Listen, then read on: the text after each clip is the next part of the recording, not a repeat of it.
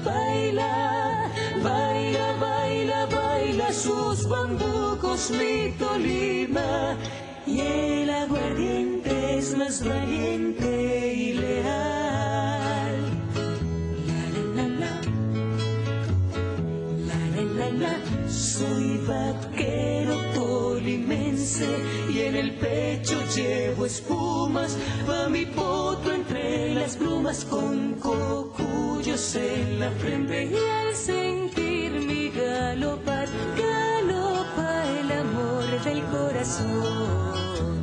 La la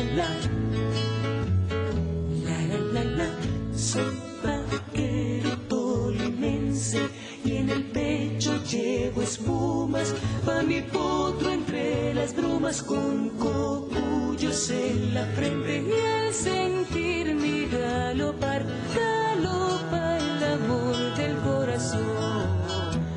La la la la, pues mi rejo va a enlazar la dulzura del amor con la voz de mi cantar. Mi Tolima, la la la la, la la la.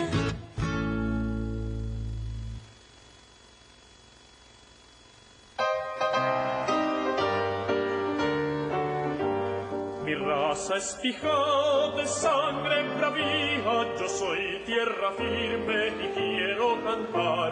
Con tumbos, simones, brujas, pandas, olas, soy un paraíso de paz musical. Por mis venas corren guitarras, tambores, las flautas civiles entonando mal. Con el alma alegre de un gran sanjuanero, diciéndole a todos, yo soy tu ciudad. Canto de ternura que arrulla al Comeima, cantando al Tolima su historia y su paz. Ayer fuiste un pueblo, hoy la capital de Colombia, eres ciudad musical. Tierra de gran belleza vestida de ojos, desde el gran nevado entonando están el himno más bello de música eterna que a todos encanta, ciudad musical.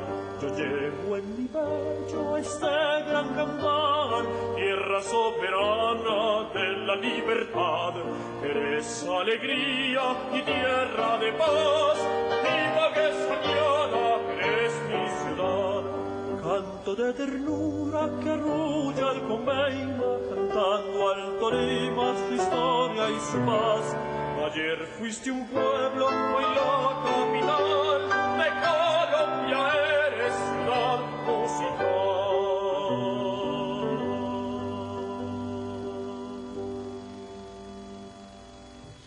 Bueno, a continuación, saludos y palabras de la doctora Sandra Liliana Medina, secretaria de Educación encargada y representante de la Alcaldía Municipal de Ibagué.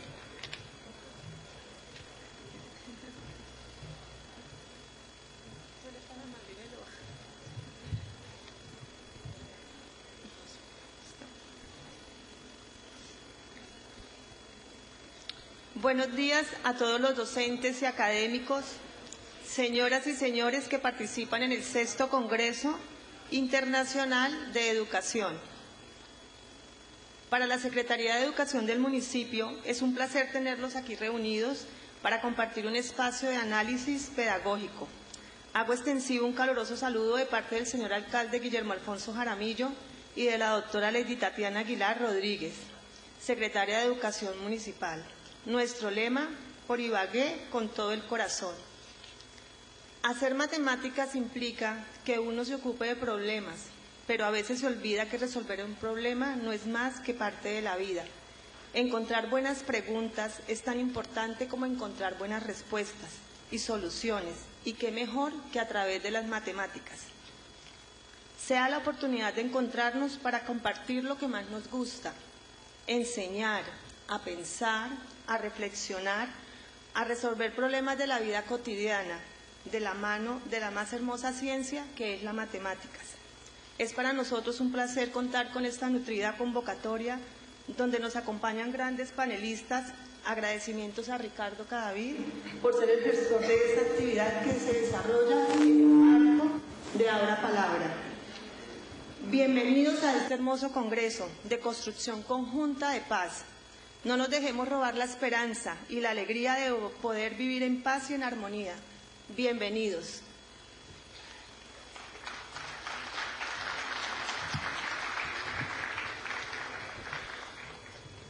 A continuación, palabras del doctor David Benítez, coordinador académico del Sexto Congreso.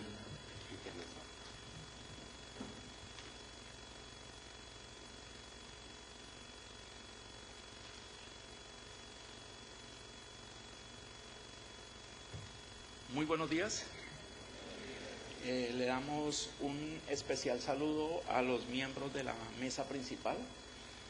Doctores, muchas gracias por estar acá.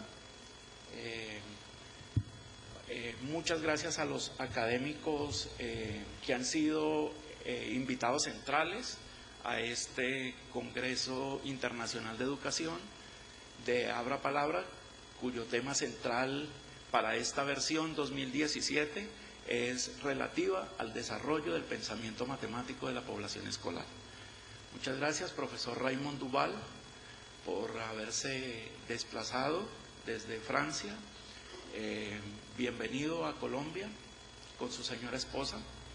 Bienvenido, doctor Luis Moreno Armedia, quien es director del Departamento de Matemática Educativa del CIMBESTAF en la Ciudad de México. Bienvenido. Bienvenido, doctor Luis Manuel Santos Trigo, investigador del CIMBESTAF, del Departamento de Matemática Educativa. Bienvenido, doctor Pedro Gómez. Muchas gracias por estar aquí. Y quiero expresarle también al profesor Edgar Guacaneme, a la profesora Fandiño, y quiero hacer un reconocimiento muy especial porque este congreso se le dedica al profesor Carlos Eduardo Vasco, aquí presente, para quien quiero que este público le tribute un caluroso aplauso.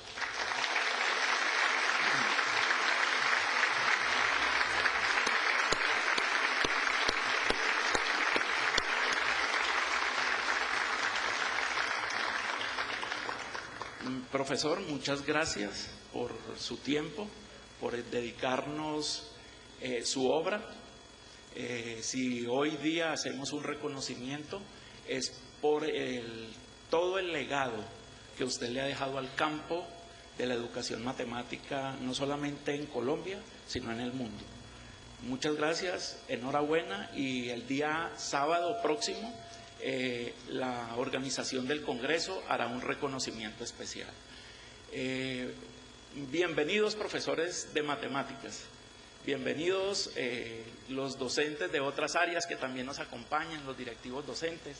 Muchas gracias a la Secretaría de Educación por todos los esfuerzos, los apoyos que nos han dado para poder otorgarle permiso especial a los docentes para que vengan a estudiar con nosotros, para que vengan a recibir de parte de los investigadores todo lo que la investigación en el campo ha recibido. Es muy importante mencionar que la investigación en educación matemática le tiene que aportar mucho al trabajo que hacen los docentes. O sea, tiene que haber una comunión, tiene que haber una relación muy estrecha entre investigadores, las publicaciones que hacen y el trabajo que hacemos nosotros en el aula. Una prioridad central de un didacta de las matemáticas debe ser contribuir al desarrollo de procesos centrales del pensamiento matemático, como por ejemplo la resolución de problemas, la proposición de problemas, la comunicación y la argumentación de ideas, la utilización de múltiples representaciones, la modelación matemática. Y para eso el Congreso ha tenido la oportunidad de invitar a todas las personas que son expertas en cada uno de estos procesos. Yo quiero felicitar y quiero también darle un gran reconocimiento a un tolimense que ama la educación. Él es el compañero Ricardo Cadavid, para quien también pido un aplauso.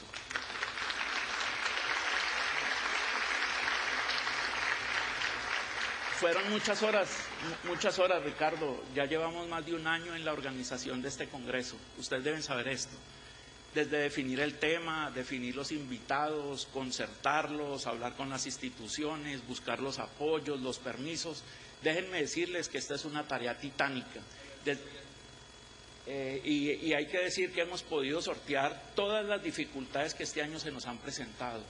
Ayer conversábamos con Ricardo y este Congreso está a prueba de muchas cosas, pero hay que exaltar la muy buena voluntad y la disposición, la actitud positiva que han tenido los investigadores, porque han sido días muy difíciles para poderlos transportar, dada la huelga de Avianca, y hay que reconocer que el par de profesores que vienen de México, del Distrito Federal, vivieron una situación muy compleja, y quiero reconocer públicamente, y muchas gracias, profesores, por esa demostración de compromiso, de responsabilidad, de coraje de estar aquí con nosotros.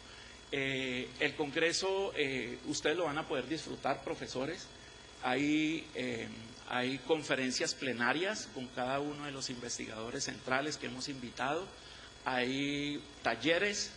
Este año nos llegaron muchas conferencias en calidad de ponencias paralelas que vamos a hacer. Ustedes se van a inscribir en unas mesas, ustedes van a poder ir a escuchar esas ponencias de colegas de ustedes, de estudiantes de maestría y de doctorado que a bien tuvieron enviarnos esos trabajos.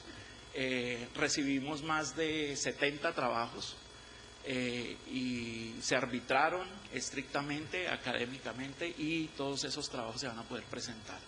Bienvenidos todos a Ibagué, a la ciudad musical de Colombia. Bienvenidos al Tolima, que es tierra firme y tierra de la educación y un espacio natural para el trabajo académico. Esperamos que el Congreso sea todo un éxito, y muchas felicidades y un agradecimiento eterno por confiar en la Fundación Abra Palabra y por confiar en nosotros como educadores, que tenemos hoy un discurso académico que compartir con ustedes. Muchas gracias.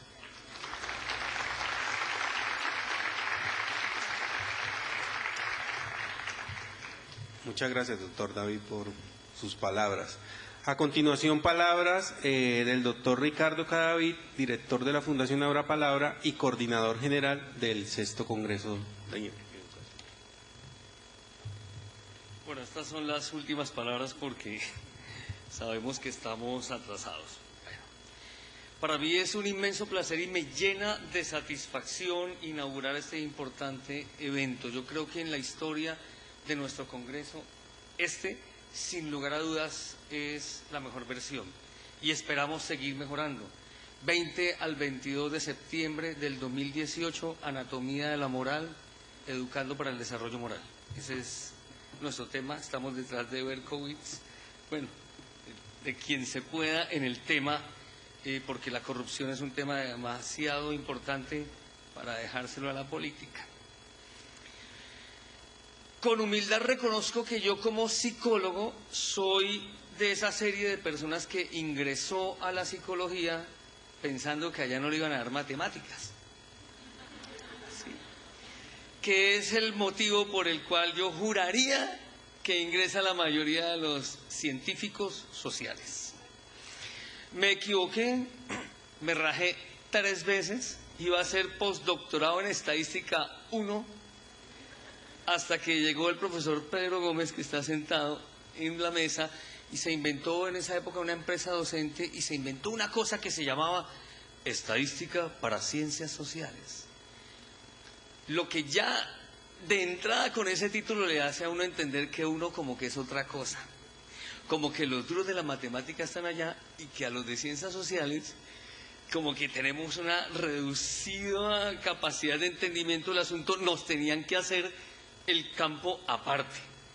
Y eso el profe, yo recuerdo, le comentaba ayer que leíamos un librito, yo era feliz, ¿sí? Pasé de seno de A sobre seno de sobre coseno de A sobre coseno de C, que lo único que nos servía era para los parciales hacernos señas, pilas, seno, coseno.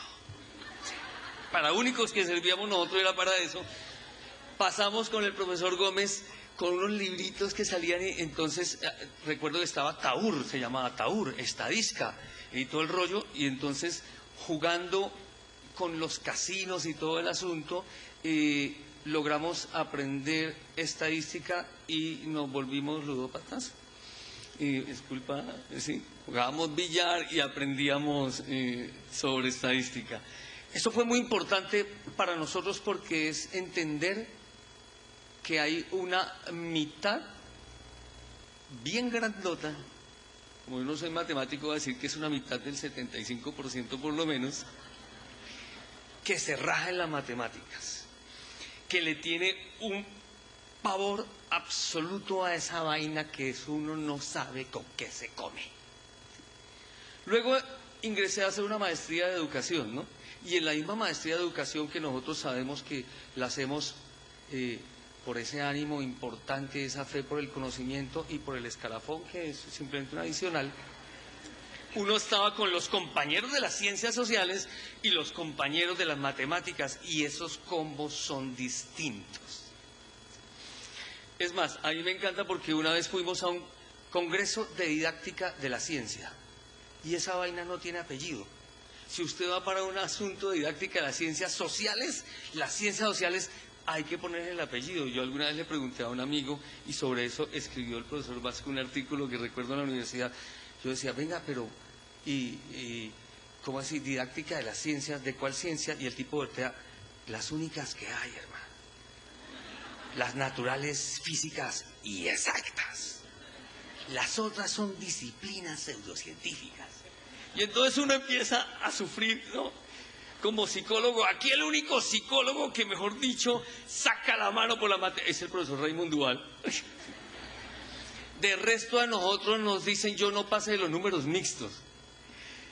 Y entonces soy de esos estudiantes que nos causaba pavor y que veíamos con envidia en los Andes. Nosotros tirados ahí frente al Bo, reflexionando, se llama el Bo San Alberto Magno, y uno miraba así a la cafetería y a la biblioteca, los chicos de ingenierías desgastados por el profesor Parra, 300 ejercicios de un día para otro, y así dándole. Entonces nosotros también decíamos, no, pero nosotros también tenemos que descrestar. Entonces pienso que por ese problema de autoestima personal es que usted fácilmente se encuentra a magísteres en educación que hacen frases como estas, ¿no? Nosotros, ustedes tienen las fórmulas matemáticas, nosotros decimos, por ejemplo, en una conversación, mira, yo creo que es importante entender que desde la microfísica del poder, desde un punto de vista Foucaultiano, hay que establecer un contrasentido capaz de resignificar las condiciones reales de existencia, tomando como foco central la acción comunicativa habermasiana, desmitificando los estereotipos que generan imaginarios en la relación de construcción de confianza. Con eso uno tenía. Yo fui uno de los sujetos que desertó en varias oportunidades de las aulas de matemáticas. Yo soy sujeto que empezó veterinaria y cuando yo dije, eso es con los animalitos, eso no hay problema. Y empecé biofísica 1, biofísica 2, bioestadística. Dije, no, estoy jodido. Fue cuando opté por si no es porque me salve el profesor Pedro Gómez, yo no aprendo esa vaina. Creo que acercarse al lenguaje matemático es un asunto muy especial. En un país que está tan lleno de inequidades, ustedes los docentes le enseñan a pensar a los estudiantes en un lenguaje en el que uno diría casi que está escrito el universo. Y eso es importante. Hay suficientes estudios que demuestran la capacidad, cómo uno pasa de operaciones concretas, ¿sí?, a operaciones abstractas, cómo el hecho de entender el lenguaje matemático te ensancha el mundo, más allá de procesos de resignificación y práctica pedagógica, etc. Entonces, como a mí me descrestaron desde chiquito, por ejemplo, con el número pi, ¿sí?, 3, 14, 16, que es la relación entre el diámetro de la circunferencia, la longitud, geometría euclidiana, que además cuando dijeron, y el resultado es un número irracional, yo me puse feliz. Porque dije, sí, los matemáticos también están jodidos, ellos tienen números irracionales, hermano. Números que requieren terapia, están peor que nosotros. Entonces yo también tengo mi número pi, dedicado especialmente al profesor Vasco que está en este congreso y que es jesuita. Mi número pi es así: 3:14-16. Si usted le quita a la Biblia los 5 primeros libros del Pentateuco que comparten con los judíos, del 6º libro al Eclesiastés hay 16 libros. Y el capítulo 3, en el versículo 14, dice Salomón: sé que todo lo que Dios hace será perpetuo, no hay nada que añadir y no hay nada que quitarle. Dios ha obrado así para que delante de él teman los hombres. Yo no sé ustedes, pero los legos serán motivo más de ustedes. Los legos en la materia, no sabemos si la matemática es creada o es descubierta. Si es un lenguaje propio, uno le dice, no, el cero se lo inventaron para el álgebra de valor en Arabia. Y uno dice, ¿realmente es un invento humano? Pareciera que, de alguna manera, todo el universo se deja conocer en matemática. Y eso me parece muy especial. El trabajo que ustedes hacen en el aula es ayudarle al estudiante que no tiene posibilidades de crecer y de mejorar a entender un universo que no está al acceso de todo el mundo. Y eso es importante. Mientras echamos todos los discursos de paz, todos los discursos de convivencia, todos los discursos, yo creo que una propuesta de revolución y de inclusión pasa por el mejoramiento de la calidad educativa, y eso no es posible sin que el pensamiento matemático se desarrolle. Sin nada que quitarle y sin nada que añadirle, el mismo autor del Eclesiastés dice en Proverbios: la verdadera inteligencia nace del corazón y no de la cabeza. Y ustedes están hoy aquí para en estos 3 días aprender todo el amor que todos estos académicos le ponen a la didáctica. ¿Cómo se logra? Metiéndole corazón a los números, incluidos a los números irracionales que requieren terapia. Bienvenidos docentes de Tolima, de Colombia y del mundo al 6º Congreso Internacional de Educación Abra Palabra, comprendiendo la forma matemática de pensar. Gracias.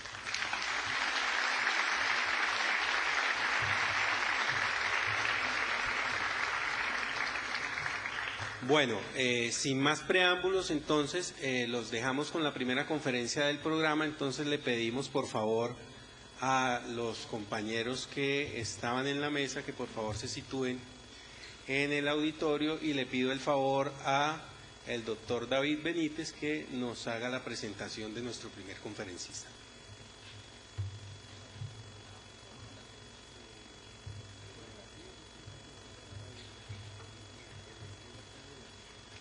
Bien, pues tengo el gusto de presentarles al doctor Luis Moreno Armella. El doctor Luis Moreno es colombiano y hoy día es naturalizado mexicano.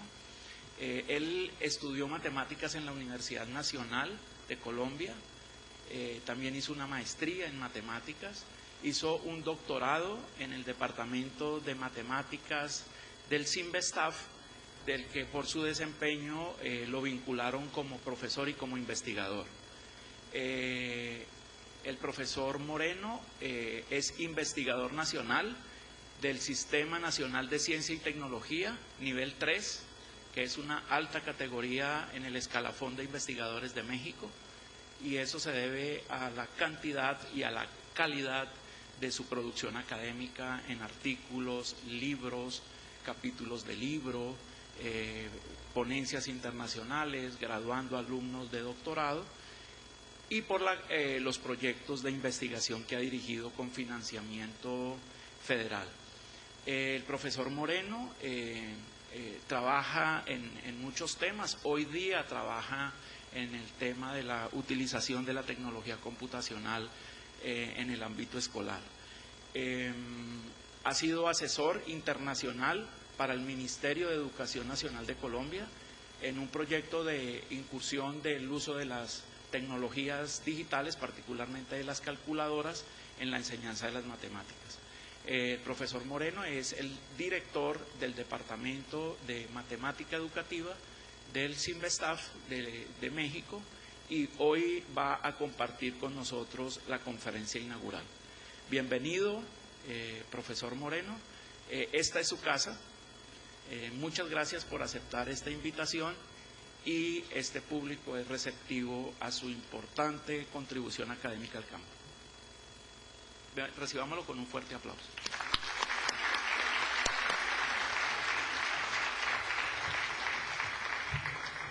Muchas gracias. Muchas gracias.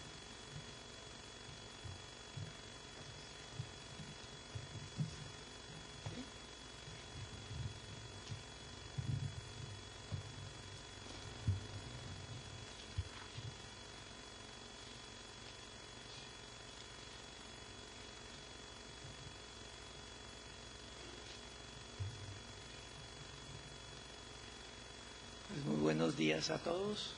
Es un gusto enorme, un honor estar acá. Y quiero decirles que la conversación, la plática que tendré con ustedes ahora es muy diferente a la que originalmente había concebido. Por razones ajenas a mi voluntad, me voy a ver en la obligación de cambiar el rumbo sin dejar de tener presente en la memoria algo que a Manuel Santos y a mí nos ha acompañado y que queremos traer a la memoria, que son a los niños de la escuela Enrique Rebsamen de la Ciudad de México. La conferencia originalmente le habíamos llamado Representaciones ejecutables y pensamiento geométrico. Y voy a atenerme un poco a esos términos y voy a hablar un poco distinto. No tengo ya la presentación que originalmente tenía para esto, pero déjenme decirles algo que seguramente ustedes comparten conmigo. Toda mi experiencia matemática, desde hace ya muchos años, es una experiencia que ha tenido lugar en el salón de clases. El salón de clases que es como la espina dorsal del sistema educativo, la parte medular de donde hacemos nuestro trabajo. Y allí los estudiantes le enseñan a uno mucho. Algo que le enseñan a uno es que muchas de las dificultades que ellos tienen con las matemáticas no son dificultades que se pueden resolver desde el interior de las matemáticas, sino que muchas veces se requiere otro tipo de acercamientos, ampliar un poco el radio de acción de los resultados, y esto da como resultado un teorema muy importante, que es el teorema de la existencia del estudiante. O sea, no solo el teorema de la existencia de las matemáticas, sino el teorema de la existencia de los estudiantes. Y es allí donde, de alguna manera, yo he desarrollado un poco mi punto de vista sobre la disciplina, en esa fuerte coacción de los estudiantes con la disciplina, con el conocimiento matemático. Viviendo así las matemáticas, viviendo así en el salón de clases, he podido sedimentar un poco mi comprensión de las mismas. Y hay algunas cuestiones que van quedando con el tiempo, después de un intercambio fuerte con colegas de muchas perspectivas teóricas, prácticas, etc. Una de ellas es, he ido recogiendo como algunos axiomas para mi propio trabajo. Uno de ellos es que conocer matemáticas es representar. Es decir, veamos hasta dónde puede llegar esto. Conocer es representar. La representación hablo desde luego de las representaciones simbólicas, las representaciones semióticas, pero yo prefiero decir solamente la palabra representación. Es donde de alguna manera uno trae para el salón de clases experiencias y muchas maneras de ver esos objetos tan elusivos que son los objetos matemáticos, que ya desde su propio nombre son un poco complejos. Llamarle objetos a cosas que son como tratar de tener agua en la mano, se le sale a uno el agua, pero siempre queda la mano húmeda, queda algo de ese objeto. Y tiene uno que usar muchas manos, o sea, muchos sistemas de representación, muchas maneras de representarlos para tratar de hacer un poco de agua con esa humedad. Entonces, allí está, a mi modo de ver, una de las principales vertientes de acceso al pensamiento matemático a través de las representaciones. Y una representación es de alguna manera un instrumento de exploración, es algo que nos permite a nosotros un ir y venir entre lo que podríamos llamar la fluidez algorítmica y la fluidez conceptual alrededor de las ideas de las matemáticas.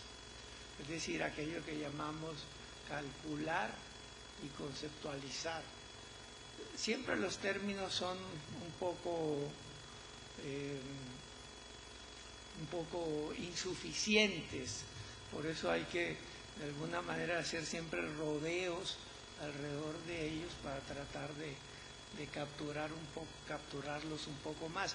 Y es el caso de los objetos de las matemáticas.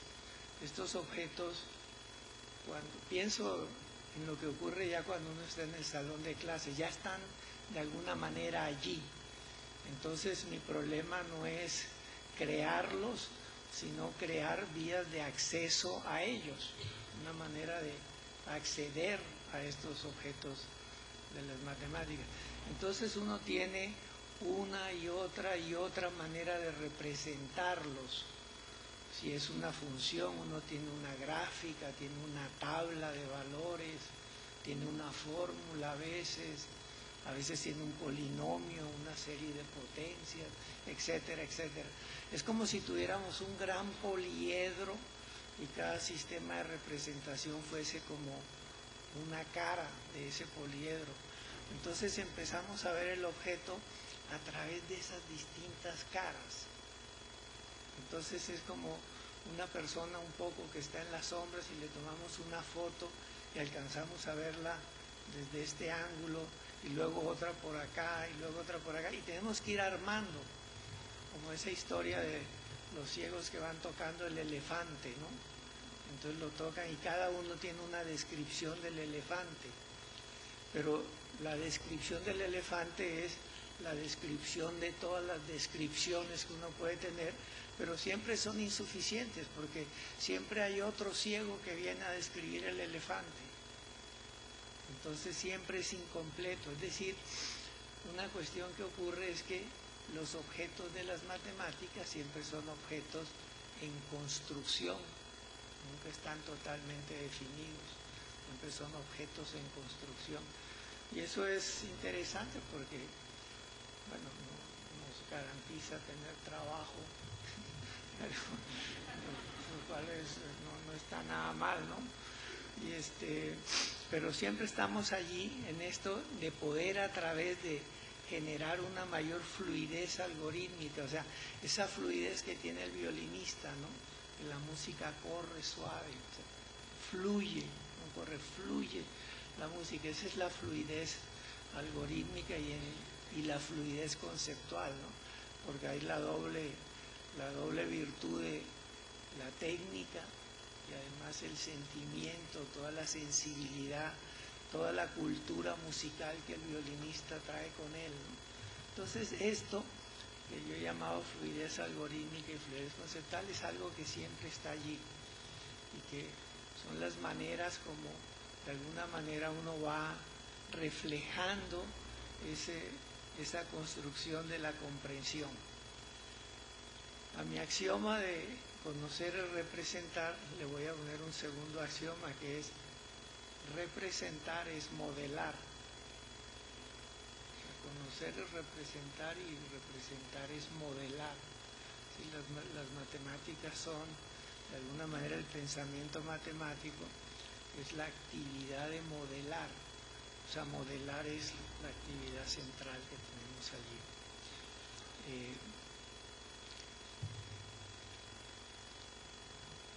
Yo tenía muy bonitas láminas para mostrarles esto, pero ya no. Quedaron en una computadora debajo de una. Entonces, estas representaciones, desde luego, ocurren en el salón de clases a través de pues una cantidad de complejos simbólicos que el profesor va trayendo debajo de su manga de la camisa y nos va presentando, los vamos desarrollando, pero no hay que olvidar que estos son elementos, todas estas representaciones son en cierta manera los resultados de muchas ideas, de la compresión de muchas ideas que van quedando señaladas allí y que van quedando a través del desarrollo de la cultura matemática misma, o sea, de la cultura en general son lo que tenemos allí.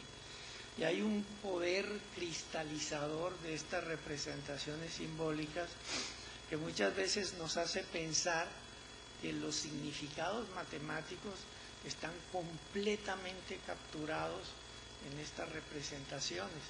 Y no es por eso de extrañar que de alguna manera los matemáticos tengan una tendencia al platonismo muy fuerte, porque las cosas están capturadas, están cristalizadas en estos sistemas. Wilhelm Hertz, el señor de las ondas hertzianas, cuando tenía sus ecuaciones diferenciales, decía: no puedo dejar de pensar en estas fórmulas, que estas fórmulas tienen una existencia independiente y una inteligencia propia, lo que hemos llamado que está cristalizado allí. Esa inteligencia propia es algo que estas fórmulas nos da y obtenemos de ellas más de lo que originalmente pusimos nosotros allí. Es una manera para mí un poco fuerte, un poco conmovedora de decir esto, ¿no? Esa inteligencia que está capturada, que está cristalizada, instalada en todos estos sistemas simbólicos, en todas estas representaciones, es a través de las cuales pretendemos hablar de objetos que no tienen materia de alguna manera, sino que están hechos de esa sustancia simbólica. Y esto pues es algo muy importante porque evidentemente nos permite tener como un mundo duplicado, como decía Alexander Luria, ¿no? Toda la capacidad del lenguaje, toda la capacidad de producir representaciones, es algo que nos permite tener un mundo humano mucho más amplio que el mundo exclusivamente material. Y aún en el mundo material nosotros ponemos sobre ellos todas estas representaciones, interpretaciones, los significados que ponemos al mundo, ¿no? Ese es el poder cristalizador que tienen estas representaciones. Y hoy en día nosotros tenemos la posibilidad de tener otro tipo de representaciones, que son las representaciones digitales o las representaciones ejecutables, que son a través de las cuales tratamos de movilizar un poco, de una manera un poco distinta, todo lo que es este mundo de las matemáticas, en particular de las matemáticas como lidiamos, traficamos con ellas en la institución escolar, que es donde nos interesa más, tratar de compartir los significados, las perspectivas educativas que se pueden obtener, no solo para educar en matemáticas, sino para tratar de educar a través de las matemáticas. Ese es pues el juego, de una manera que tenemos ante nuestros ojos. Y estas representaciones ejecutables nos permiten algo que es, porque evidentemente nosotros tenemos, para hablar en tiempos cortos, unos 4.000, 5.000 años de cultura matemática que nos han venido acompañando. Es poco anterior, pero unos 5.000 años. Y desde luego el hecho de la irrupción de toda la tecnología digital, pues no puede hacer caso omiso de ello.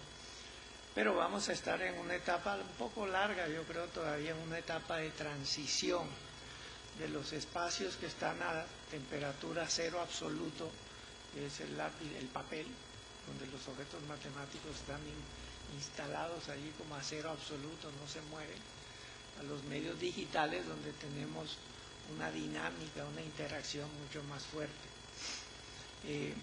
Entonces tenemos estas matemáticas que van transitando de unos sistemas de representación a otros. Eso es lo que tenemos instalado allí.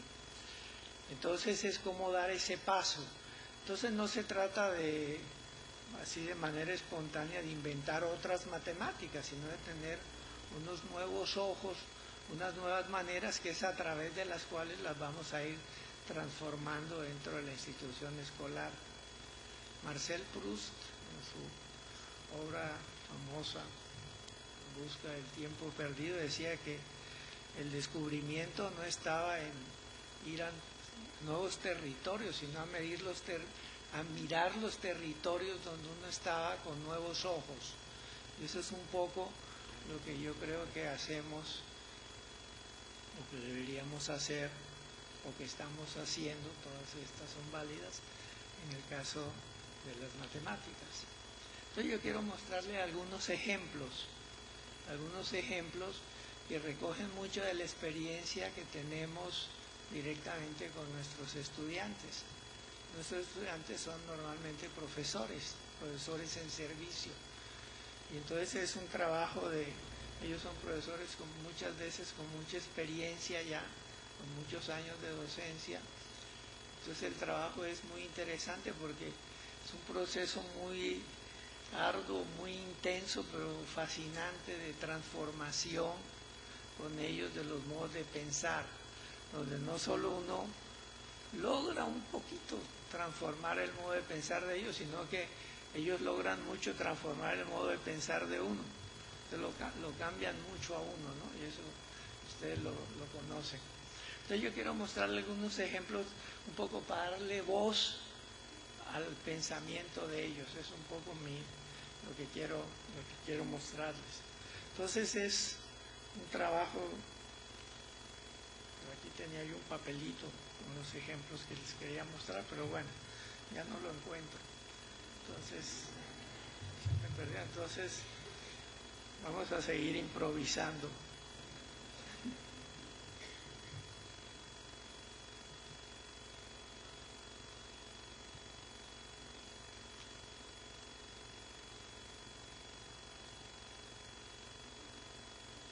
Un poco lo que he dicho de esto está capturado en esta imagen. Esta es una imagen de un artículo que escribí con un viejo amigo que ya no nos acompaña, Jim Caput. Y esta imagen me trae muchos recuerdos porque ese dibujo lo hizo él y fue una vez que viajábamos en un jeep de él, que siempre estaba muy sucio, casi no se veía.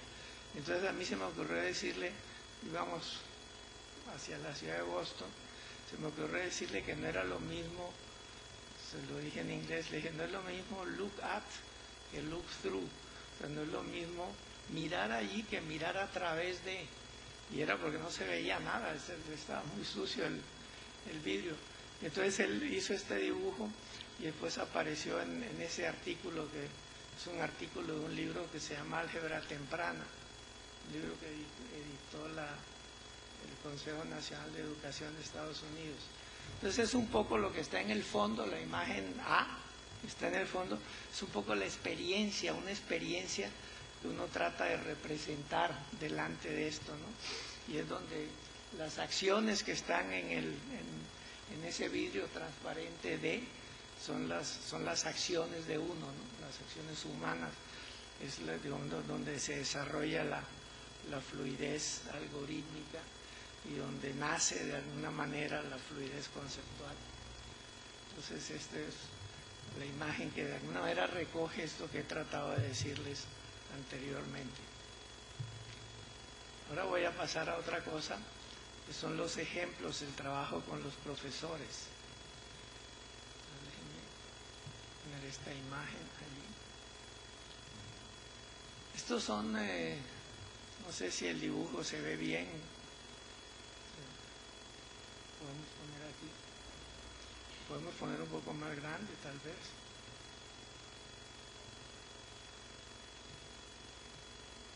¿Está bien así?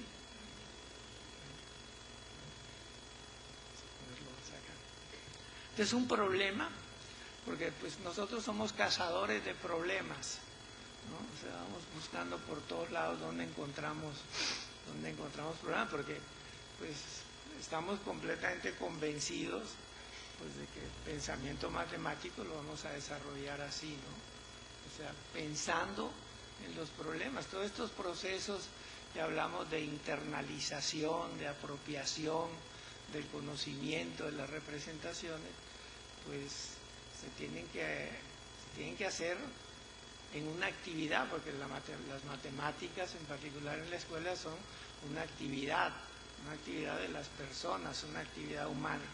Este problema en particular, cuando lo hemos planteado, es muy interesante porque da mucho lugar a muchas soluciones. Una es la siguiente: el problema es este: yo tengo un punto aquí, el que tengo ahí con la manita agarrado allí, y tengo dos líneas, dos segmentos que son perpendiculares a los lados a las diagonales, ¿no?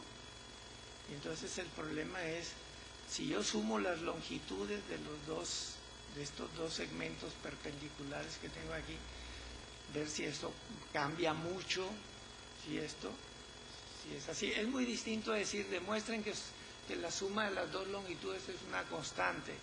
Es muy distinto a decir, pues, ¿qué pasa con la suma de las longitudes? ¿Cambia mucho? O sea, uno de alguna manera sugiere una manera de abordar el problema. Si la pregunta es, ¿cambia mucho? ¿No? Es otro problema. A decir, demuestren que la suma es constante. Y bueno, los diálogos en el salón de clases son muy ricos, no solo sabrosos, sino que son muy ricos, muy fructíferos. Y la primera respuesta, la respuesta colectiva que va surgiendo es que lo que crece uno es lo que decrece el otro, porque son las diagonales del rectángulo. Entonces, el siguiente paso es que seguramente la suma debe ser una constante. Cuando esto lo hacemos, por ejemplo, con lápiz y papel, el problema es muy distinto. O sea, los caminos por donde va el pensamiento son distintos, porque los medios que tenemos para tratar de resolver el problema son muy distintos. Entonces, esto cambia el problema.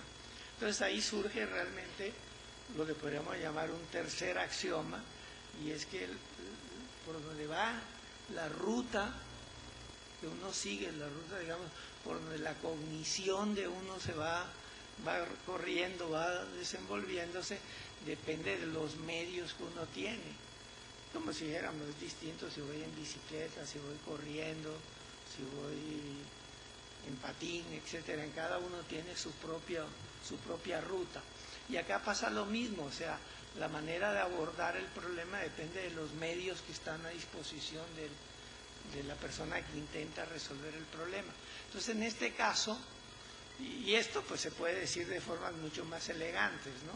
Se puede decir que los instrumentos de mediación tienen un impacto cognitivo, o que los instrumentos de mediación tienen un impacto epistemológico sobre el conocimiento producido, etc. Esos son términos que yo con el tiempo he dejado guardados. Prefiero verlo así, que realmente tratar de ver un poco lo que está pasando acá. Entonces, ya frente a la conjetura de que la suma es una constante, porque lo que sube es lo que baja, cuando uno lo hace en el papel tiene un dibujo fijo y razona a partir de ese dibujo. Es un poco incómodo estar cambiando de dibujo, pero acá no. Precisamente acá la plasticidad de la representación ejecutable le permite a uno llevar el punto hasta uno de los vértices superiores. Es decir, pues si va a ser una constante deberá ser igual a esta longitud, ¿no? Deberá ser igual a esta longitud. Y entonces, con el tiempo, porque esto a veces es un poco largo, ¿no? Yo aquí lo simplifico para que quepa en 5 minutos. Esta solución dice, bueno, entonces deberá ser como este. Entonces uno pone esa línea sobre una perpendicular que va acá, porque todo es perpendicular, ¿no? O sea, los lados. Y entonces creamos el segmento que está acá y ocultamos toda la línea, porque simplemente vamos a trabajar con el segmento, ¿no?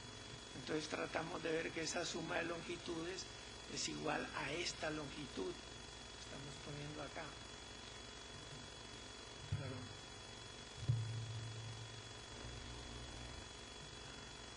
A esta longitud, a este segmento. Y entonces, un poco con el tiempo, si va a hacer esto, uno empieza a ver que el segmento que viene del lado inclinado, del lado, como lo están viendo ustedes, del lado derecho, es el que finalmente va a coincidir con este, y el otro desaparece. El otro ya entrega toda su longitud a este segmento. Entonces empiezan los profesores a ver esto y se dan cuenta que si yo pongo una línea paralela a esto, una línea paralela, y tomo el segmento que tengo acá, este que voy a señalar ahora, este que está acá, construido acá de esta manera, así,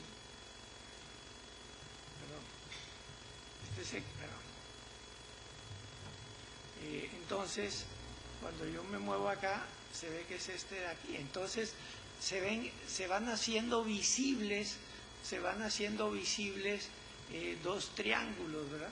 Se va haciendo visible el triángulo que yo tengo aquí, perdón, no sé si lo estoy dibujando.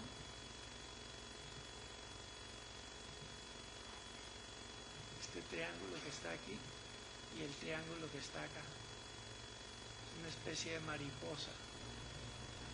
Se van haciendo visibles y pues la precisión del dibujo más o menos de una vez sugiere, ¿no?, que esos dos triángulos deben ser congruentes, ¿no? Y entonces el lado este que tenemos acá, este que estoy señalando ahora, seguramente es el que corresponde a lo que le falta a este segmento, porque la parte de abajo es la que tenemos acá. Entonces esa es la parte que va a faltar. Y por allí entonces es relativamente sencillo para los profesores traer ese fragmento de conocimiento geométrico que tienen sobre la congruencia de triángulos y llegan a una conclusión ya más clara, ¿no? Una conclusión sobre la congruencia de los triángulos y por lo tanto que la suma de las dos longitudes es siempre igual al segmento perpendicular que tenemos en el vértice. Esta manera de hacerlo, de alguna manera va trasladando o va incorporando la parte puramente estática que ellos conocen de la geometría, donde el movimiento es en la imaginación de ellos, lo van trasladando aquí. De la misma manera que la escritura externaliza la memoria, esta representación dinámica externaliza la imaginación, externaliza un poco la imaginación geométrica.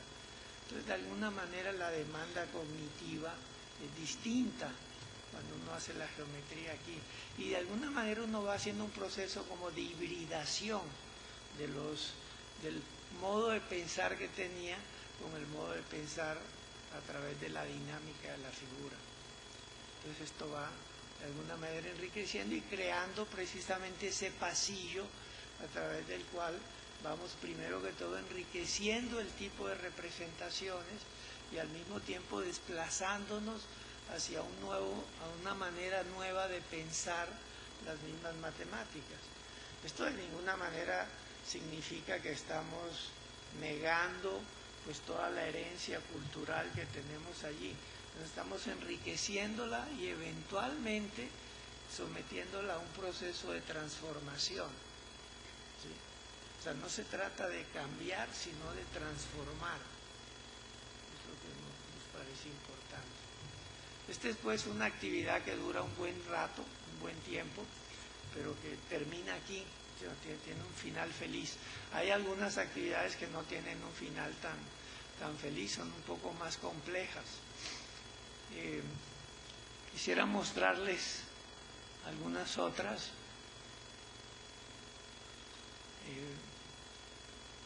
Por ejemplo, esta es otra actividad muy interesante. Yo nada más tengo los títulos ahí, hay que hacer todo de nuevo. Vamos a poner un triángulo por acá,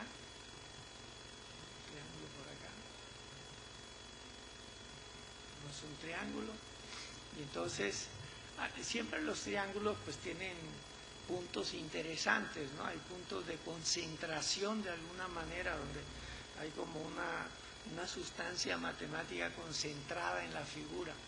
Uno de ellos ocurre cuando uno toma, por ejemplo, los puntos medios de los lados. Voy a tomar dos porque ya sé, y entonces uno construye los segmentos que conectan el vértice opuesto con los puntos medios, ¿no? Y si pongo el tercero también va a pasar por aquí, son concurrentes. Esas líneas, como ustedes saben, se llaman las medianas del triángulo. Entonces podemos poner aquí el punto este, y este punto es lo que llamamos el baricentro de la figura, ¿verdad? Entonces ya podemos ocultar estas líneas, porque ya no las vamos a necesitar mucho. Ahorita las podemos ocultar. Y se ocultó demasiado. Bueno, vamos a ver. A veces pasa. Vamos a hacer el triángulo de nuevo. Pero una de las cosas cuando uno hace esto, de que se desaparece la figura, pero se quedan los vértices, es que de alguna manera le abre a uno pie a hablar de algo que revela la representación digital. Y es un poco lo que pasa, por ejemplo, cuando hay un pájaro que está sobre la corteza de un árbol, ¿no? Y está tratando de ver si hay por allí un insecto que es su almuerzo, ¿no? Y entonces no lo ve porque está totalmente oculto, es del mismo color de la corteza. Y el problema es cuando este pequeño animalito se mueve. Entonces el pájaro lo descubre, o sea, lo que lo descubre es el movimiento. Y una de las cosas que ocurre con las representaciones digitales es que precisamente el movimiento nos permite descubrir algo que subyace a cualesquiera de las representaciones particulares que uno tiene. Y lo que subyace es eso que llamamos la estructura. O sea, lo que está allí detrás de esto es la estructura. Y es lo que de alguna manera se revela cuando hacemos esto. Entonces aquí tenemos el baricentro, o sea, ese es el lugar que siempre está dentro del triángulo porque es el que garantiza este oficio, ¿verdad? Si el baricentro se sale, pues no hay problemas. Podemos hacer otra cosa con este puntico con estos puntos que tenemos aquí, podemos también tomar perpendiculares, y sabemos que las perpendiculares también van a ser concurrentes. Hoy no vamos a hablar de eso, hoy lo vamos a suponer. Entonces ese punto está aquí y este punto es el que se llama el circuncentro, porque si yo trazo un círculo con este centro, pues siempre va a pasar por los tres vértices, ¿verdad?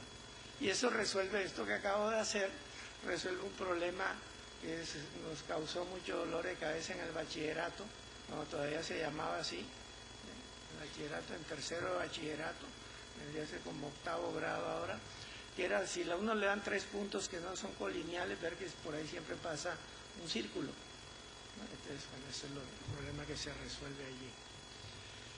Entonces tenemos este otro punto que es el circuncentro. Entonces podemos ocultar las dos mediatrices que tenemos aquí. Y todavía tenemos un tercer punto interesante que son las alturas, es las perpendiculares desde los vértices. Yo voy a tomarlas, ahora la voy a tomar desde este otro punto de acá. Tomarla desde acá, voy a señalar este punto. No, este es el punto que tenemos. Las alturas también son concurrentes, ¿verdad? Y ese es el punto que se llama ¿cómo se llama? El ortocentro. Bueno, entonces tenemos 3 puntos. Normalmente le ponemos una H por ahí, lo rebautizamos con una H. Y a pues, como es el circuncentro, pues tiene un nombre aburrido, ¿verdad? Se llama C. Entonces, una cosa que ocurre, y que se dio cuenta de eso Euler, a pesar de que era ciego, es que esos 3 puntos siempre son puntos que son colineales, ¿verdad? Entonces, con los estudiantes, yo hice di un curso experimental con estudiantes como de 5º grado, y la fascinación de ellos era tratar de destruir la construcción. Entonces empezaban a tratar de sorprender a los vértices. Tomaban el punto aquí y lo movían rápido a ver si lograban que se desalinearan los puntos, ¿no? Hasta que obviamente se tenían que dar por vencidos. Entonces el problema es decir, bueno, ¿y cómo? Y si usted le va a escribir una carta a un amigo, ¿cómo le explica que esos 3 puntos siempre son colineales, ¿no? Esos 3 puntos son colineales. Entonces, bueno, después de muchas cosas uno empieza a ver, porque el medio, como es tan preciso, digamos, en el dibujo, tan preciso, hay como conjeturas visuales que uno no tiene cuando dibuja a mano. Pero cuando uno dibuja a mano, pues siempre aplica lo que decía Poincaré, ¿no? Poincaré decía que la geometría es el arte de razonar correctamente sobre figuras mal hechas, ¿no? Entonces es muy difícil, ¿no? O sea, en realidad uno no tiene figuras cuando dibuja a mano, tiene ahí unas cosas raras, pero aquí sí tiene figuras.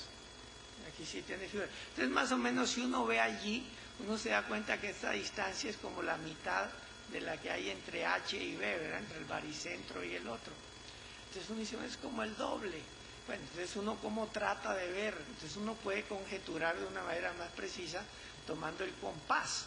El compás no es para trazar círculos, el compás es para desplazar segmentos, para mover segmentos. Entonces si ya yo tengo el compás activado, entonces me dice que tengo un círculo con ese radio, la distancia que hay entre el circuncentro, que es este, y el baricentro, que es este. Y si uno lo pone aquí, entonces uno puede tomar el punto de intersección que tiene por acá, ¿sí? Entonces dice, pues ahora sí más o menos me quedó dividido en 3 partes iguales, ¿verdad? Entonces dice, a ver, y si ahora tomo el compás y lo que hago es esto, ¿no? Y ahora lo pongo acá, en efecto coincide con el otro. Entonces la conjetura es bastante clara ya, ¿no? Es bastante clara ya. Pero la cuestión no termina allí. La cuestión termina, bueno, no termina, pero esto es como decía Michel Ende, ¿no? Es la historia interminable. Entonces, una cuestión que ocurre aquí es que empezamos a trabajar con las transformaciones geométricas. Entonces vamos a utilizar esta que llamamos la homotesia, o sea que es también la que llamamos dilatación, ¿verdad? Entonces, pero necesitamos un número vivo.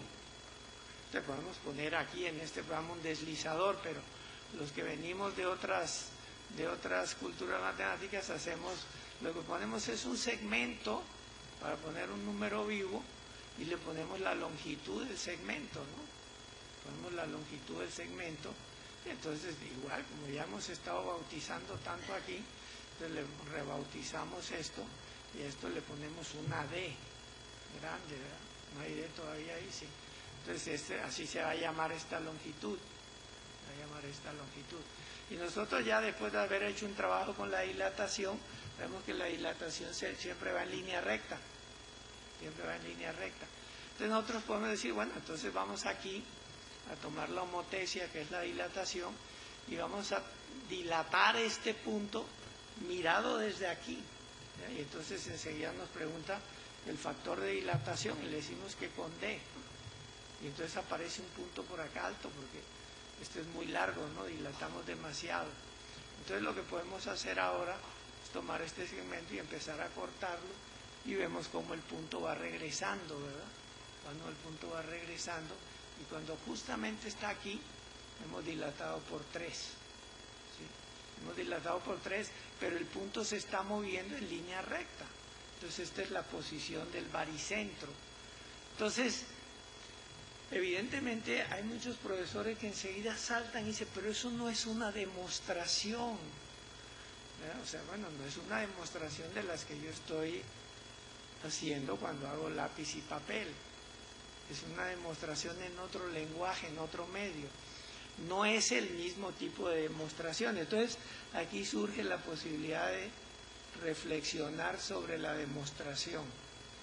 Es lo que surge aquí. Entonces, ¿cuál es el valor demostrativo, el tipo de argumentación que surge cuando uno está trabajando en un medio como este? Si uno solo utiliza este medio para conjeturar y regresar al medio de papel y lápiz, por mí está bien. Pero yo creo que eso sería un poco pobre. Creo que hay posibilidades de ir un poco más lejos. Y la manera de ir un poco más lejos es realmente tratar, digamos, pensando en la siguiente idea.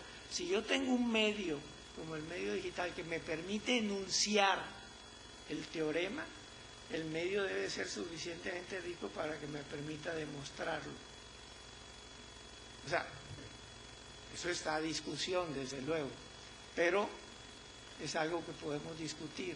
Entonces, si el medio me permite enunciarlo, el medio debe ser capaz, debe ser suficientemente rico para que yo pueda demostrarlo. Entonces aquí es como, un poquito como dice John Mason, ¿no? Hay 3 tipos de demostración. La demostración que uno hace para uno mismo, eso es fácil, ¿no? Convencerse. La demostración que uno hace para los amigos, relativamente fácil. Pero lo verdaderamente importante es las demostraciones que uno hace para los enemigos. Claro, los enemigos acá en el buen sentido, ¿no? O sea, los que son mucho más exigentes con la forma de razonamiento que yo voy a utilizar. Y aquí, evidentemente, se puede. Una de las cosas que uno puede hacer es pues dejarlo aquí en 3,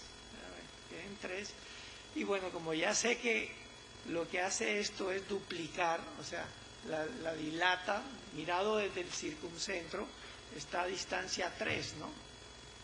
Está a distancia 3, entonces uno puede jugar un poco con esto, pero también puede jugar con una serie de triángulos que puede hacer aquí, ¿sí? Un triángulo que uno puede hacer aquí es tomar el triángulo que viene aquí del circuncentro, aquí al punto medio, tomar este triangulito que uno tiene aquí, y por acá, tomado desde este vértice, uno dice, bueno, voy a poner un punto aquí que pase por este,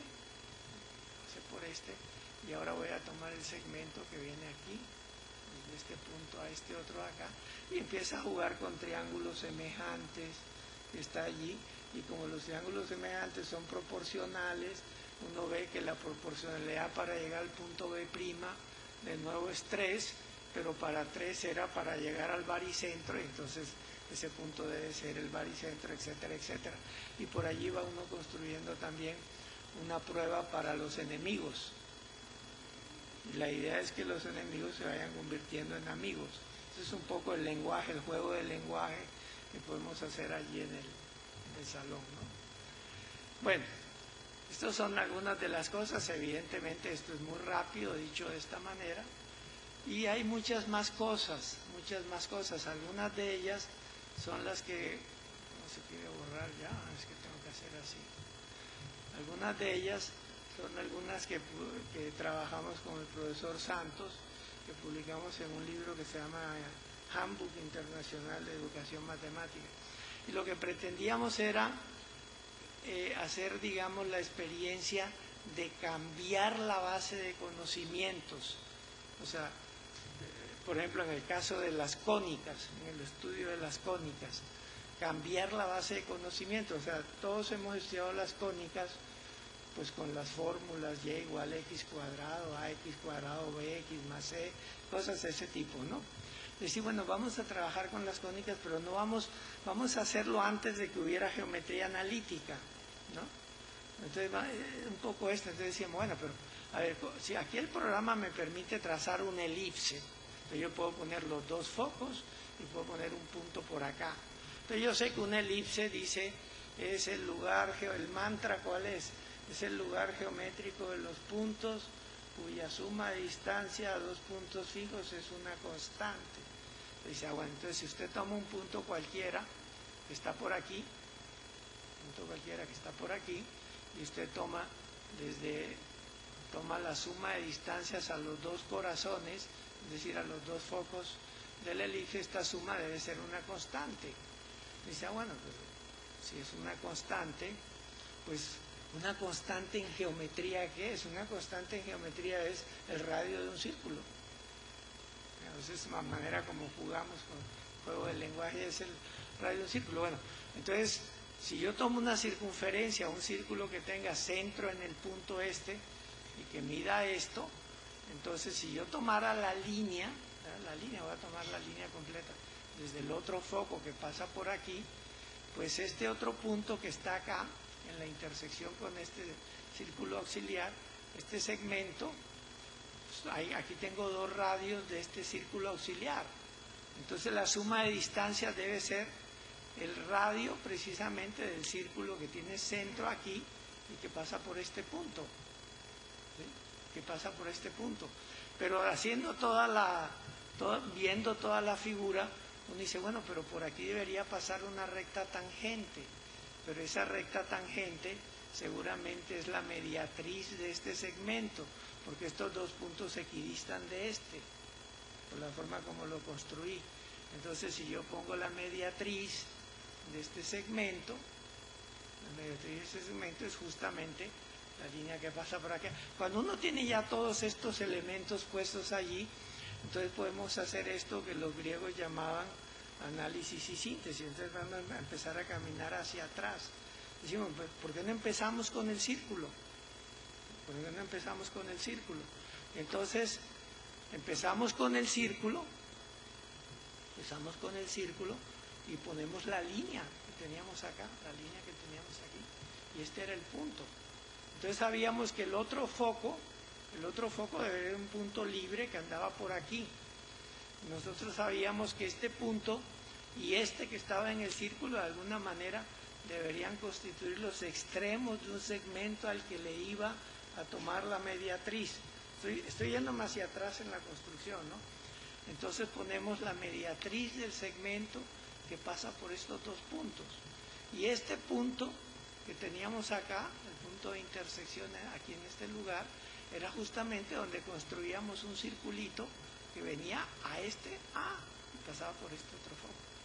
Entonces, estos dos puntos de acá que muevo con el cursor ahora deberían ser los focos de alguna elipse, ¿verdad? Pues teníamos esta línea. Entonces, lo que hacíamos ahora era tomar justamente el lugar geométrico de este punto. Este punto siempre le podemos poner tinta, y si nosotros desplazábamos este punto acá, entonces justamente lo que íbamos a tener era la elipse que teníamos originalmente. ¿Sí? Teníamos la elipse original que teníamos acá. Bueno, cuando lo hacemos de esta manera, entonces también nosotros podemos, en lugar de hacerlo con tinta, lo podemos hacer con el lugar geométrico, ¿verdad? Entonces tomamos el lugar geométrico de este punto, cuando este punto de acá se mueve sobre su círculo, y ahora se llama el círculo director de la cónica, ¿no? Entonces tenemos nuestra elipse. Entonces ahora ya no dependemos que esto esté ahí en el GeoGebra, que es lo que estoy utilizando acá, sino que yo la puedo construir. Entonces, esta manera de ir construyendo las cónicas aquí, lo que nos va dando es eso, o sea, estamos cambiando la base de conocimientos, que son conocimientos de geometría analítica, y estamos recuperando de alguna manera unas construcciones desde un punto de vista geométrico distinto. Un poco como esto que citaba yo de Marcel Proust, ¿no? es ver con nuevos ojos un territorio que de alguna manera conocíamos, verlo con nuevos ojos. Entonces teníamos una figura como esta.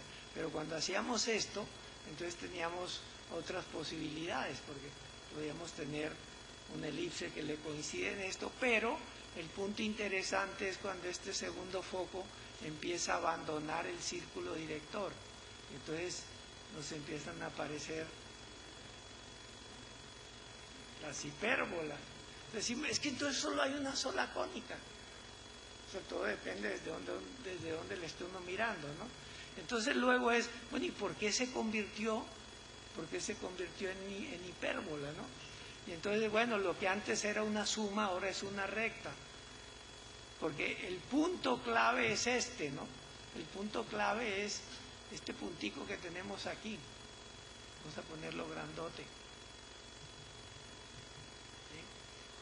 Cuando yo estoy en el mundo de las elipses, ese punto negro grueso se mueve en el radio que está arriba, ¿verdad? En el radio que está arriba. Pero miren lo que pasa, en cuanto yo empiezo a irme para acá, el punto se pasa del centro del círculo director. Y entonces necesito es restar. Necesito es hacer una resta en lugar de una suma. ¿Sí? Y entonces luego la actividad es, primero construya la hipérbola. ¿Sí? Miren dónde está el punto. Y luego recupera la parábola, etc. Entonces este interjuego de ir de esta forma de fluidez algorítmica a fluidez conceptual, haciendo este cambio de base de conocimientos, permite una mayor integración de conocimientos. O sea, lo que antes son fragmentos de conocimientos empiezan a generar un proceso, digamos, como de sinapsis, ¿no? Empiezan a vincularse estos fragmentos de conocimiento y vamos teniendo una mayor riqueza. Esto desde luego que yo les he contado aquí en 40 minutos, es algo que ocurre pues a lo largo de un semestre, a lo largo de un año, y eventualmente algunos se animan y van hasta las tesis de maestría y algunos para dolor de cabeza de uno no lo dejan suelto y se siguen, ¿no? Y se siguen y van pasando, y cuando tenemos muchos casos, algunos casos pues son muy satisfactorios. Estos todos son ejemplos de actividades que obviamente pues en el recuento pues pierden mucho de la riqueza, de la atención pues que tienen allá, pero pues no hay otra manera de trasladarlo hasta acá, ¿no? Sí, porque si incluso trajera una película, pues una película que dura un semestre, pues está un poco complicado, ¿no? Pero esto les da un poco unas ideas de cómo el medio digital permite reconducir el pensamiento geométrico por una ruta distinta. No es una ruta que abandona lo de antes, no se trata de eso. Se trata de primero enriquecerlo y transformarlo. Y eventualmente, yo creo que dentro de un tiempo, estaremos pensando, ese será nuestro cuaderno, ¿sí? Será nuestro cuaderno. En una ocasión que tuve la suerte de visitar la Apple, nos decía allí uno de los, dice, es que nosotros, incluidos ellos, dice, todos hablamos esta tecnología digital con acento. Los nativos digitales son los que hablan tecnología sin acento, son los que nos van a suceder, ¿no? Y digamos, y esto lo hacemos pues para ellos.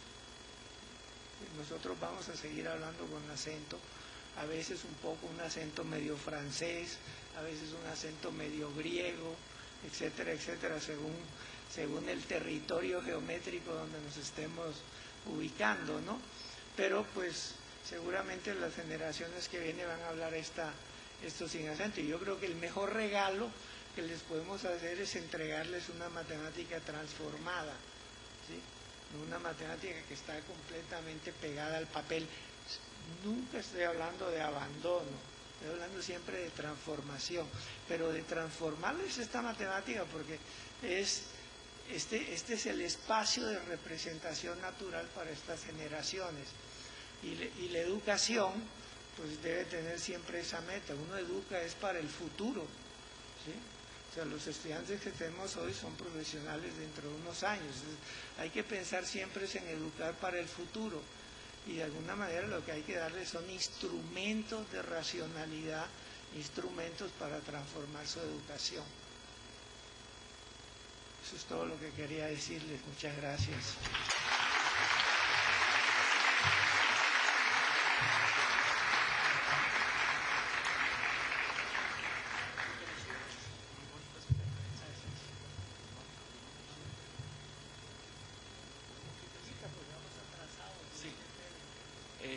Muchas gracias al doctor Luis Moreno por su importante conferencia que nos deja muchas enseñanzas.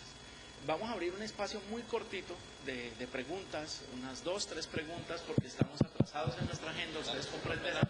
Entonces, vamos a permitir a 2 o a 3 profesores para que, si quieren hacer preguntas en este momento, lo hagan.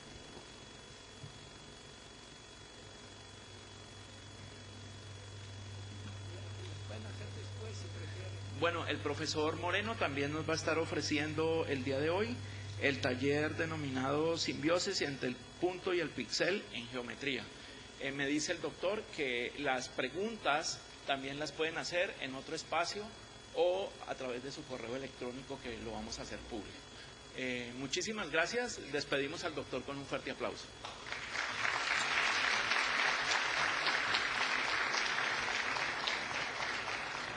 Antes, vamos a continuar con la conferencia del doctor Pedro Gómez, voy a hacer su presentación, pero antes de hacerlo, quiero hacer un reconocimiento a una gran persona que se encuentra aquí en el auditorio y que también es artífice y una persona que nos ayudó mucho en la construcción, en el sueño y además consolidar la traída de uno de los investigadores centrales. Ella vino con todo su equipo y ese equipo va a estar coordinando las mesas de trabajo. Son profesores de la Universidad del Valle, donde yo también laboro. Ella es una ibaguereña, orgullosamente ibaguereña, y además una gran investigadora de la Universidad del Valle. Fue la persona que logró el contacto con el profesor Raymond Duval. Está aquí con nosotros la profesora Miriam Vega. Por favor, profesora Miriam.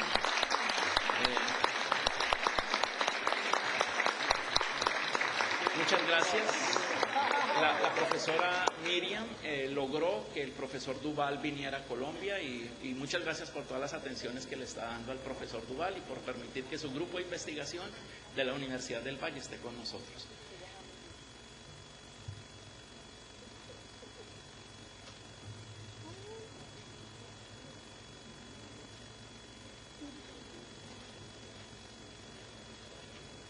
Pues en este congreso hay investigadores muy destacados y cuando uno ve en Colombia, aquí hay varios de los líderes de la investigación internacional, también nacional, y cuando uno piensa en esos líderes, hay un grupo de personas muy destacadas que han llevado el liderato de la educación matemática a lo largo de la historia.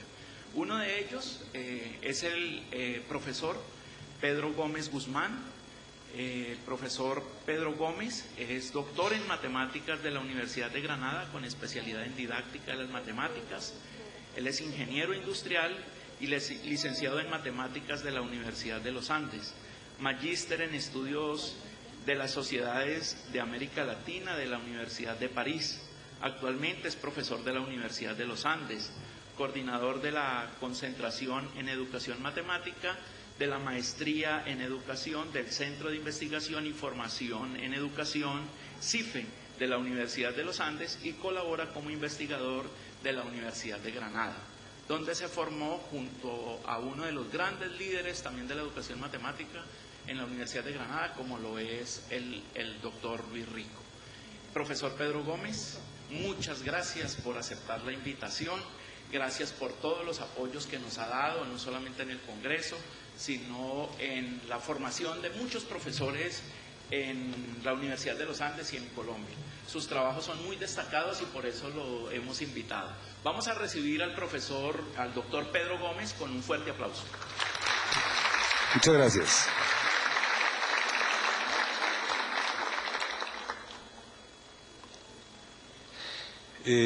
Pues me siento muy complacido que un proyecto que se llamaba Matemáticas, Azar y Sociedad, de hace casi 30 años, hubiese tenido como estudiante al doctor Cadavid, que él hubiese logrado pasar el curso y que casi 30 años después él esté a cargo de la Fundación Abra Palabra y que logre producir reuniones como esta. Muchas gracias al doctor Cadavid, muchas gracias a la Fundación Abra Palabra.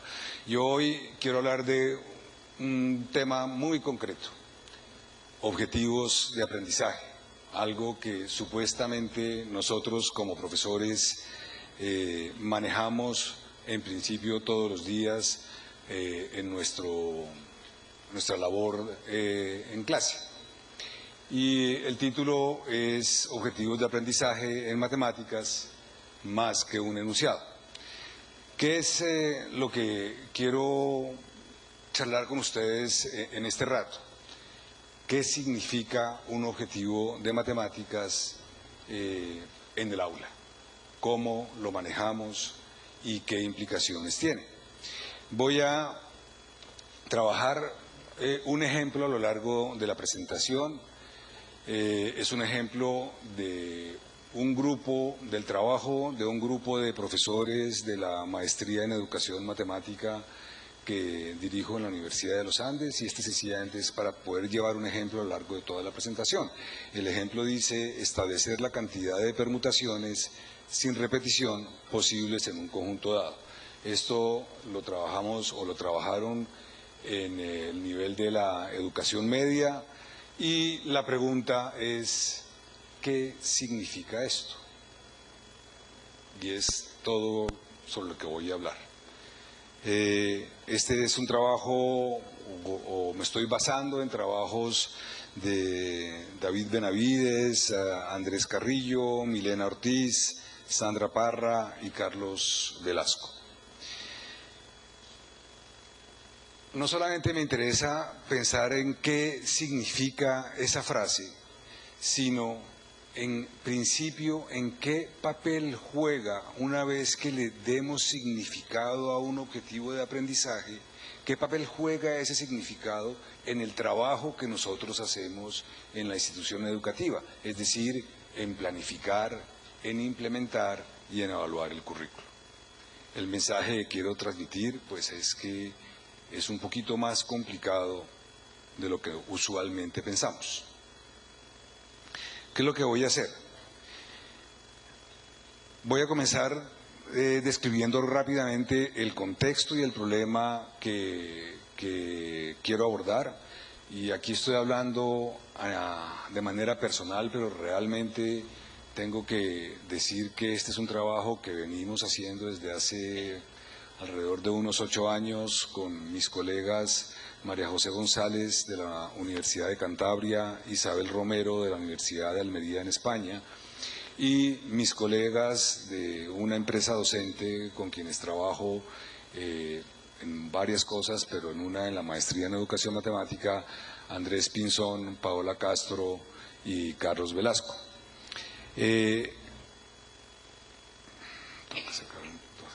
Después quiero hablar un poquito sobre qué quiero decir con expectativas de aprendizaje y cómo se ubica la idea de objetivos de aprendizaje allí y formular el problema en términos de la necesidad que tenemos de tomar una frase que designa un objetivo de aprendizaje y realmente darle significado, caracterizar el objetivo de aprendizaje. Contarles de dónde vinieron las ideas originalmente, porque uno nunca se inventa nada nuevo. Explicar qué quiero decir con caracterizar aprendizaje desde el punto de vista de ideas como demandas de una tarea, grafos de criterios de logro y las limitaciones de aprendizaje, dificultades y errores. Y dar, si me alcanza el tiempo, un ejemplo de los usos que nosotros estamos haciendo dentro de la maestría en educación matemática de estas ideas que les estoy mencionando. Pero me voy a regresar a la primera transparencia rápidamente por una razón que me acabo de dar cuenta y es que todo el mundo está apuntando. Las transparencias de esta conferencia, estas transparencias de esta conferencia están en la red en el repositorio digital Funes. Y quiero sencillamente, muy rápidamente, hacer una encuesta. ¿Quién ha oído hablar del repositorio Funes? 10%. Y entonces, primera pausa publicitaria de como 4 que voy a hacer. Funes es una página de internet donde ustedes en este momento encuentran más de 7.000 documentos en educación matemática de acceso completamente abierto y completamente gratuito, sin ninguna restricción, para que puedan descargar todos o cualquiera de esos 7.000 documentos. 7.000 documentos y un poquitín, porque este lo subí ayer o antier. Estas transparencias están en Funes en el registro 9362. Esto es para que no tengan que apuntar. Perdón que entonces ahora tengo que pasar rápidamente por aquí.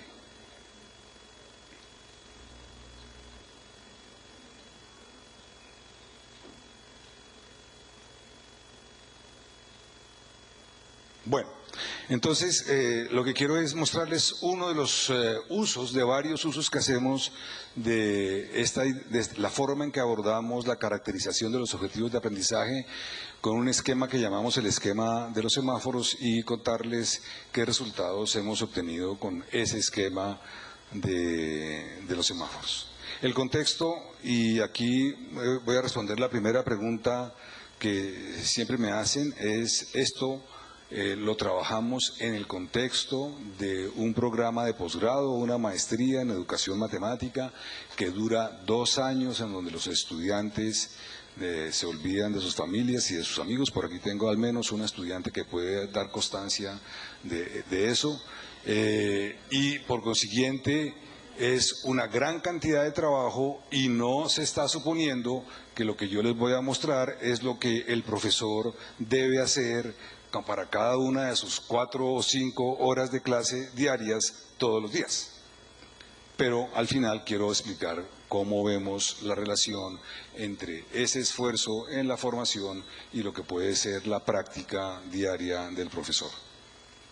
Nosotros llamamos a la maestría MAD, es una locura, maestría análisis didáctico, y todo esto se enmarca en un esquema curricular en el que atendemos las 4 dimensiones del currículo, pero también se enmarca dentro del contexto curricular en el que trabaja el profesor, en el sentido de que vemos los objetivos de aprendizaje como un elemento dentro de un gran esquema en el que hay que darle atención, por un lado, dependiendo de la institución, a lo que el coordinador nos dice que debemos hacer porque lo dice el plan de área, dependiendo si participamos o no en modificarlo o no, etcétera, y dependiendo de cómo sea el coordinador. Y también dentro del contexto, obviamente, de los documentos curriculares, ya sea si mi institución sigue en los estándares o si ya dio el salto cuántico a los derechos básicos de aprendizaje. Pero yo no voy a hablar aquí de documentos curriculares, podríamos hablar mucho. Entonces voy a comenzar tratando de dar una idea de qué queremos decir con expectativas de aprendizaje y por qué nos interesa pensar en que debemos mirar las expectativas de aprendizaje en diferentes niveles, en el sentido de que hay un nivel superior, un nivel medio y un nivel que lo vamos a llamar de aula para no degradarlo llamándolo inferior. El nivel superior pues son esas expectativas de aprendizaje transversales que no dependen del contenido específico que estamos trabajando, que no dependen del grado en el que estamos trabajando y que supuestamente deberíamos como profesores darle oportunidades a nuestros estudiantes para que puedan desarrollarlas a lo largo del transcurso de toda su vida escolar. Estamos hablando de lo que antes se llamaban las competencias, que todavía se llaman competencias, pero que afortunadamente nuestro entorno ahora, pues por lo menos en los estándares, se llaman procesos generales, en los derechos básicos de aprendizaje no los he encontrado, o que desde el punto de vista del marco conceptual del estudio PISA, pues se llaman procesos matemáticos. Esas competencias, esas expectativas de largo alcance que en la charla de David, él casi que hizo la lista completa sin que nos diéramos mucho cuenta o pues seguramente nos dimos cuenta. Después tenemos unas expectativas de nivel medio, por ejemplo los estándares. Los estándares, sí, el listado de estándares sí está agarrado a unos contenidos y está ubicado dentro de unos grados, o los derechos básicos de aprendizaje, o lo que nuestro coordinador, por él mismo o en conjunto con todos nuestros colegas, hemos ubicado en el plan de área como las expectativas para un periodo. Son expectativas de aprendizaje, están ubicadas en un contexto de un contenido, dentro de un periodo, pero nosotros usualmente, por lo menos en los varios planes de área que yo he mirado, no me puedo llevar una expectativa de esas, allá se pueden llamar objetivos o como se llaman de muchas formas, y con eso irme al aula y trabajar. Son todavía muy generales, pues porque para un periodo de 2 meses usualmente aparecen 3, 2, 4 de esas, entonces estamos hablando de expectativas que se espera que logremos en 2 o 3 semanas, son muy generales. Por consiguiente, necesitamos nosotros como profesores, o deberíamos nosotros como profesores, en el aula tener una concreción de esas expectativas de aprendizaje de nivel medio a unas expectativas de aprendizaje que sean las que guíen nuestro trabajo en el aula. Esas son las que llamamos objetivos de aprendizaje. Y es sobre lo que estoy hablando. ¿Qué características tienen esas expectativas de aprendizaje? ¿Y qué importancia tienen? La primera es que la mayoría de las expectativas son siempre una frase. Y ya está. Y se supone que con esa frase todos entendimos. Que seguramente sí. Pero el otro supuesto es, se supone que todos entendimos lo mismo. Les aseguro que no. ¿Vale? Y ese es el principal problema. Bueno, expresa una expectativa de aprendizaje. En principio, como estamos hablando del plan de aula, estamos hablando de nosotros como profesor y en principio espera lo que nosotros expresa lo que nosotros esperamos que nuestros chicos aprendan o sean capaces de hacer. En principio está vinculada pues a un grado, a donde estoy trabajando y a un contenido matemático concreto. Y se espera también que esa frase, esa expectativa, pues no represente sencillamente un procedimiento rutinario para esos chicos en ese grado, que tenga una cierta complejidad desde el punto de vista de lo que esperamos que los chicos aprendan. Y en todo caso es algo concreto, es decir, para que funcione, para que tenga sentido dentro de nuestro plan de aula, ese objetivo de aprendizaje debe ser algo que debemos lograr en una cantidad reducida de sesiones de clase. Cuando digo reducida estoy hablando de 3, 4, porque si ya nos pasamos a 3 semanas, pues se vuelve muy complejo y nos vamos a los objetivos del plan de área. Que se relaciona con el contenido, debería esta expectativa de aprendizaje, estos objetivos de aprendizaje que nosotros definimos en nuestro plan de aula, debería estar conectado con el plan de área. Es decir, en el plan de área hay un objetivo para 3 semanas y yo en mi plan de aula debería yo de definir unos objetivos de aprendizaje para el aula, 3, 4, 5, que en la conjunción de esos objetivos de aprendizaje fueran los que contribuyeran a lograr ese objetivo que me están poniendo en el plan de área. ¿Y cuál es la importancia? Pues en el trabajo que hemos venido haciendo con profesores en la maestría en educación matemática, pues nos hemos dado cuenta que esta es como la pieza central de un engranaje muy complejo, pero que es la pieza central de todo el engranaje curricular. Segundo, porque pues en principio yo sí lo primero que tengo que hacer es saber para dónde voy antes de decidir cómo me voy. Es decir, es la guía para todo mi trabajo. Lo primero que tengo yo como profesor es tener una idea suficientemente clara de qué es lo que quiero que mis chicos aprendan. Es la guía. Y después me pregunto, o simultáneamente, pero no antes de cómo lo hago, con qué lo hago, en qué lo hago. O sea, son las guías para las oportunidades que yo le puedo dar a mis estudiantes para aprender.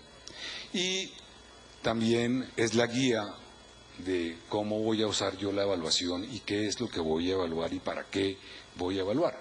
Si yo no he definido o no tengo claridad de lo que quiero que mis estudiantes aprendan, pues voy a tener mucha dificultad para definir qué es lo que voy a hacer con la evaluación.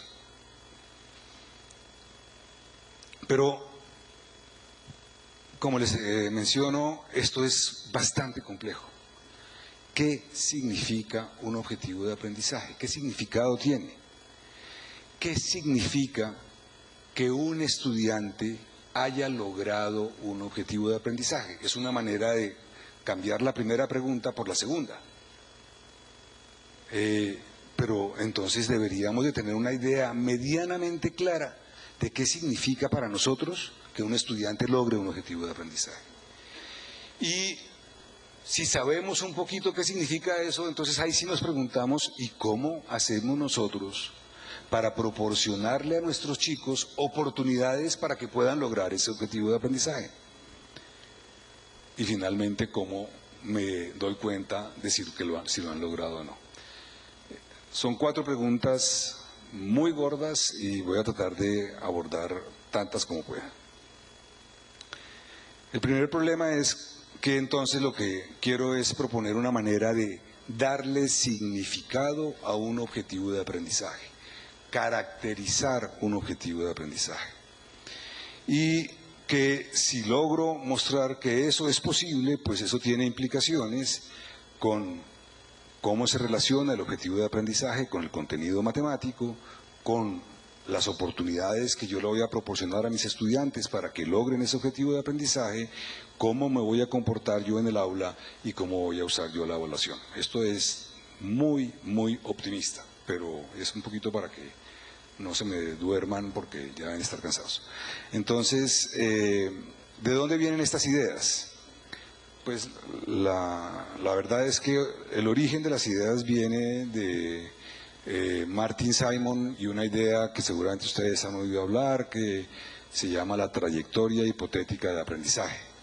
Esta idea, que además tiene un nombre muy bonito, pues tiene tantas interpretaciones como personas la interpretan. Y se maneja de maneras muy diferentes. Entonces, pues yo la interpreté en su momento de alguna manera y me dio lugar a que se me ocurrieran otras cosas. Y todo este trabajo también se ubica dentro de la tradición que lleva ya muchos años sobre lo que se conoce como las demandas cognitivas de las tareas. Y utiliza, y no voy a entrar en detalles técnicos, nociones como capacidad, errores, secuencias de capacidades, criterios de logro, estrategias y procedimientos. Pero aquí voy a tratar de hacer una presentación que sea lo menos técnica posible para poder avanzar rápidamente. Entonces, del esquema inicial de que iba a hablar, voy aquí, perdón un segundo. Y creo que no voy mal.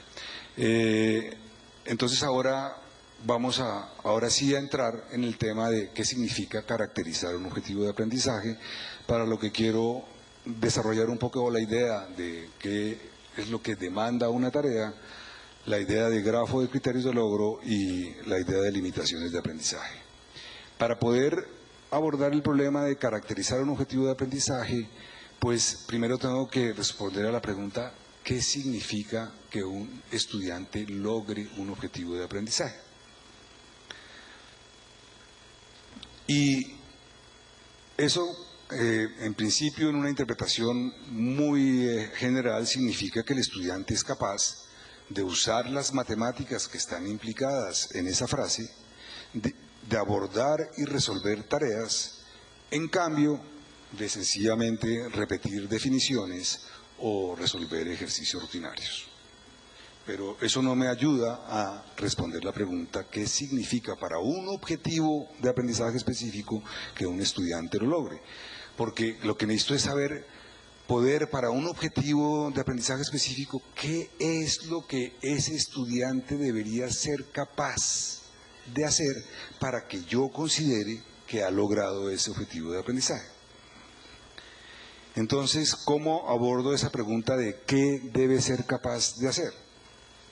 La abordo a través de una idea que es la idea de tareas, actividades, problemas. Nosotros usamos la noción de tarea de una manera amplia, no la idea de tarea como lo que le manda uno a los estudiantes para la casa, sino como esa demanda estructurada con un contenido matemático y con una intención de aprendizaje que le proponemos a los estudiantes para que ellos trabajen y construyan su conocimiento matemático.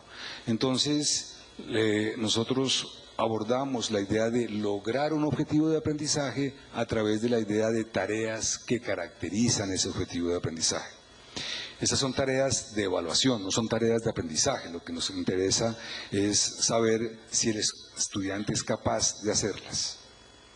Y digamos que esta frase es la frase más o menos central de toda la idea.